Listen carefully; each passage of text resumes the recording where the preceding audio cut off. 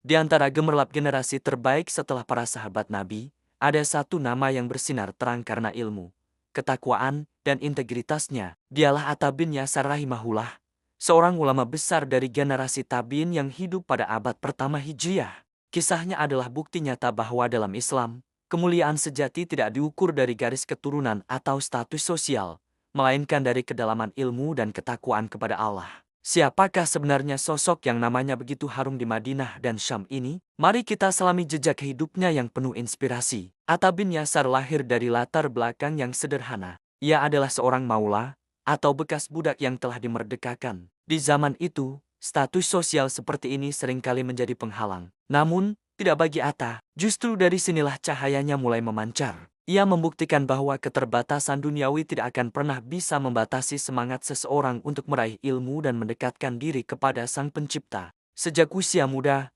Atta menunjukkan kecintaan yang luar biasa terhadap ilmu. Waktunya ia habiskan di Masjid Nabawi, duduk di majelis-majelis para sahabat Nabi Shallallahu Alaihi Wasallam. Ia bukan sekadar pendengar, tetapi seorang pembelajar yang tekun, mencatat dengan teliti, dan menghafal dengan kesungguhan yang luar biasa. Bayangkan, guru-guru beliau adalah para bintang di langit ilmu Islam. Ia menimba ilmu langsung dari Abu Hurairah, sahabat yang paling banyak meriwayatkan hadis. Ia belajar dari Abdullah bin Abbas, sang ahli tafsir umat. Ia juga menyerap hikmah dari Abdullah bin Umar dan ibunda kaum mukminin, Aisyah radhiyallahu anhum ajmain. Belajar langsung dari sumber utama inilah yang membuat riwayat-riwayat Atta bin Yasar dianggap sangat kuat dan terpercaya oleh para ulama hadis di generasi setelahnya.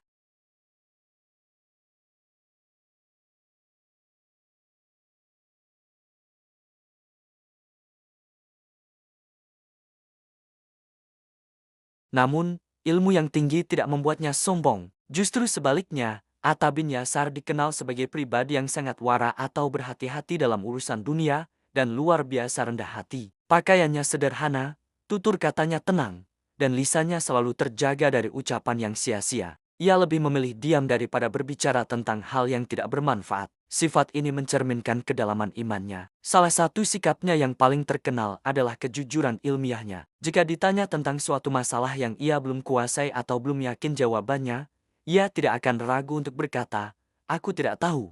Baginya, mengakui ketidaktahuan bukanlah sebuah aib, melainkan puncak dari kejujuran dan amanah seorang alim. Ini adalah pelajaran berharga bagi kita semua di zaman sekarang. Kehidupannya tidak hanya diisi dengan menuntut dan mengajar ilmu. Atta bin Yasar juga seorang ahli ibadah yang ulung. Malam-malamnya dihidupkan dengan salat tahajud dan munajat yang khusyuk kepada Allah. Siangnya ia habiskan untuk menyebarkan ilmu kepada murid-muridnya. Baginya, ilmu bukanlah sarana untuk mencari popularitas, kekayaan, atau jabatan. Ilmu adalah jembatan menuju akhirat, sebuah jalan untuk lebih mengenal Allah dan meraih ridhanya. Karena tujuannya lurus inilah, nasihat-nasihatnya begitu tajam, tulus, dan mampu menembus relung hati siapapun yang mendengarnya. Ia sering mengingatkan orang-orang di sekitarnya tentang kematian yang pasti datang, tentang hari perhitungan atau hisab, dan tentang hakikat dunia yang hanya sementara. Salah satu aspek yang paling mengagumkan dari kepribadian Atta bin Yasar adalah keteguhannya dalam memegang kebenaran,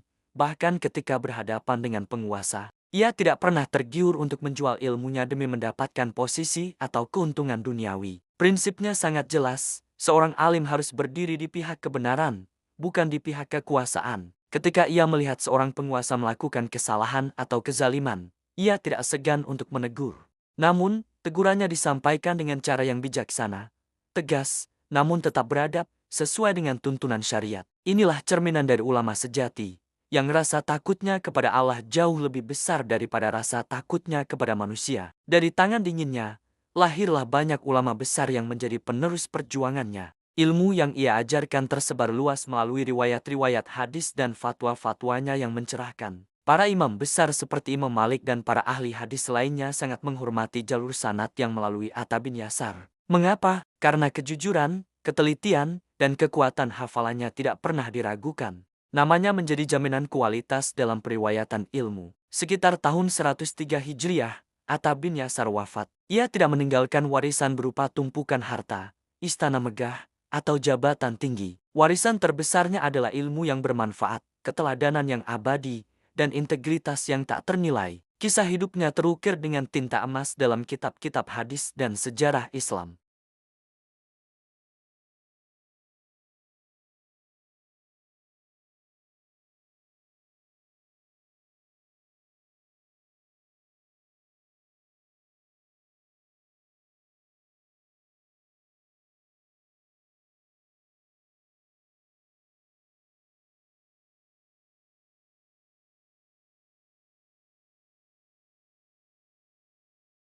Terima kasih telah menyimak kisah inspiratif ini. Jangan lupa untuk subscribe agar tidak ketinggalan video-video berikutnya. Sampai jumpa.